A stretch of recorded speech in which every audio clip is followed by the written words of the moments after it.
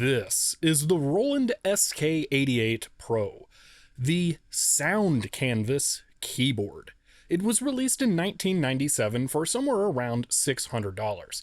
This was the second of three models in Roland's short-lived line of Sound Canvas keyboards. The first was the huge and boringly designed SK-50, and the latter was the seemingly superior SK-500 with more sounds that are higher quality as well as a USB interface. But its 49-key keyboard seems like too much for a desk, and its lack of physical controls and connectivity makes it less usable on its own. It doesn't even have a MIDI in port. This leaves the SK-88 Pro almost unchallenged as the best all-in-one Sound Canvas songwriting experience.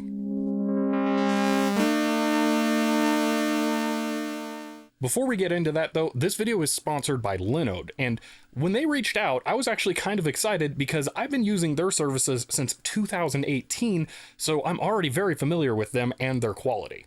Linode is a virtual private server or VPS hosting service. Basically, they let you run a virtual machine server that you can configure however you want entirely through remote access.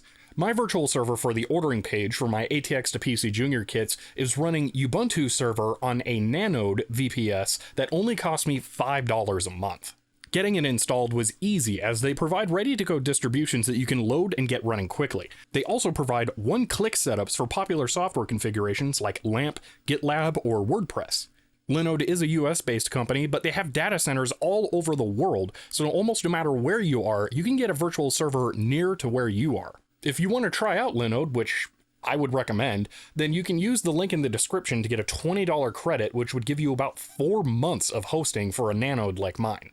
The SK-88 Pro was clearly designed more with music production in mind rather than live performance. Right from the start with the box, you are greeted by a giant CRT monitor, keyboard, and mouse, instead of trying to sell you on how awesome you'll look playing like Creative did with the Prada keys I looked at a while back. But it does have a grounding as a traditional keyboard, featuring a full complement of the MIDI I/O you would need to be able to use it for almost any task.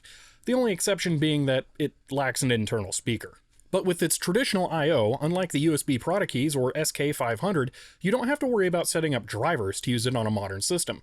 You can use any standard MIDI-capable interface to get it working with any computer, and from there, using it is as easy as any other MIDI keyboard. But the charm of the SK-88 Pro isn't in its usability, it's in its lineage as a Sound Canvas device, so you'll probably at least want to try hooking it up to an older computer.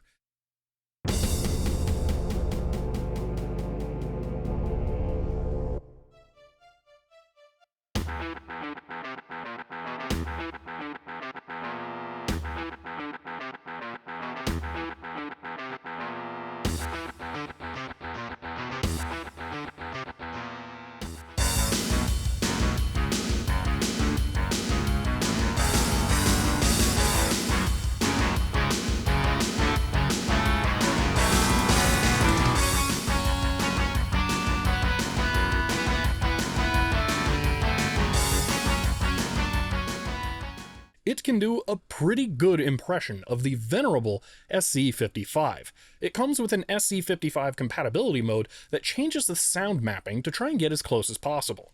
It is a good imitation, but it isn't perfect. That's because the SK-88 Pro is much more akin to the SC-88 Pro than it is the SC55, which uses a different chipset under the hood. Now, related to that is something I'd like to set straight. If you read up about the SK-88 Pro online, you may see comparisons to the SC-880. From what I can tell, that stems solely from what I've seen as the only surviving original review of this device in a 1999 Sound on Sound article, which, upon reading, is nothing short of wildly inaccurate. The SK-88 Pro has none of the extended features of the SC-880, like more patches, performance storage, or most obviously, the higher resolution icon-based display.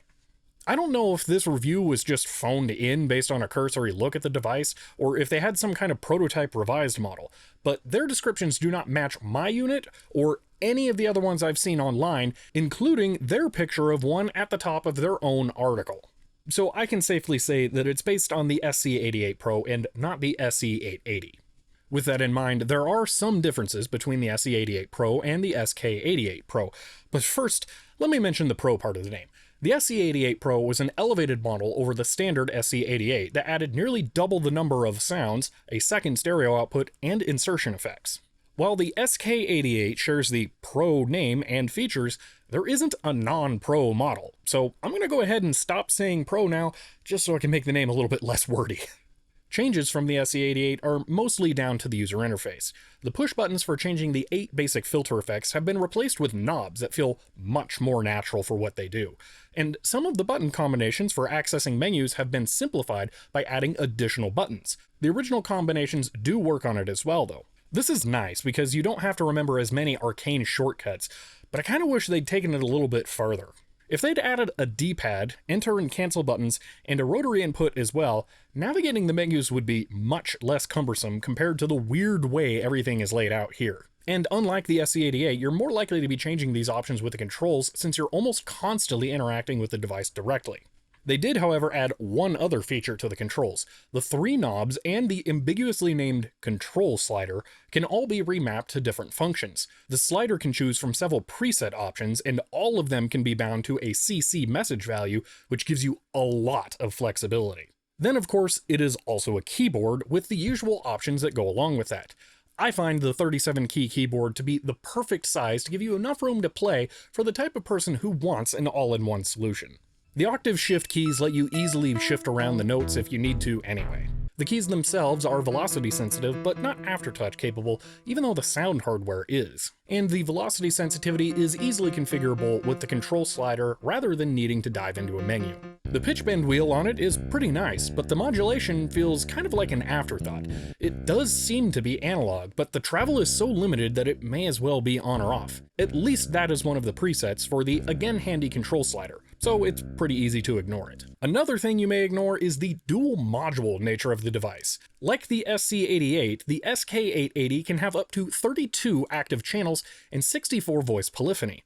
The problem is that MIDI only supports 16 channels over a single connection, so it has to have 2 MIDI in ports and act as a separate A and B module for each one as a workaround. The second stereo output is optional if you want each module to function independently.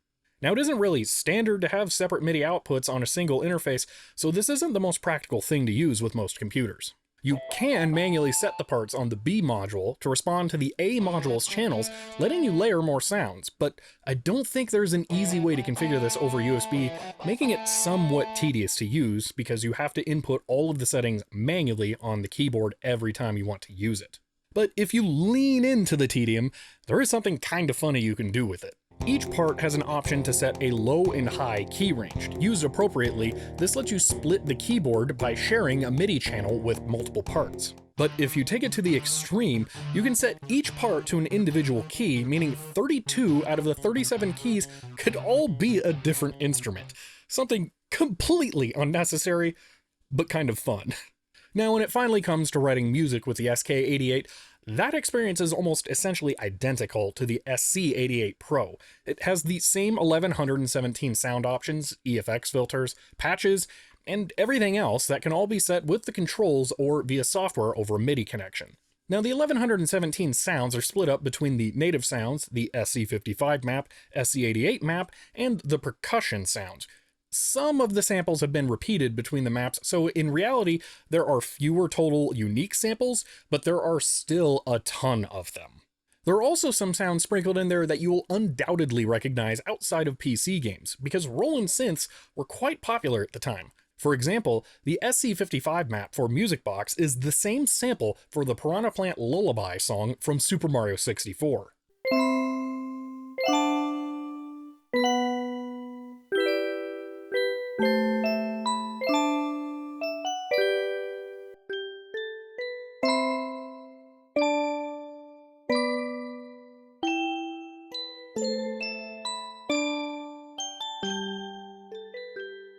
It's kind of fun to stumble onto something you recognize in there while playing around, so it's very much worth exploring as many sounds as you can. While working with the keyboard over the last month, I've settled into a fairly stable routine for my Linux-based workflow. I am by no means experienced at writing or playing music, but I have played several instruments on and off throughout my life, and music is important to me in a very particular way. My workflow for writing music with the SK-88 is currently centered around the program SEQ24 and a spin-off of it, Sequencer64. It is a looping performance sequencer that makes it easy to write a single measure or a little more and then loop it and play around with it. You can place multiple parts like clips on a timeline and form a song out of the pieces. It works really well for me because I like to mentally compartmentalize things like this. And let's go ahead and check out some of the things that I've written so far using it.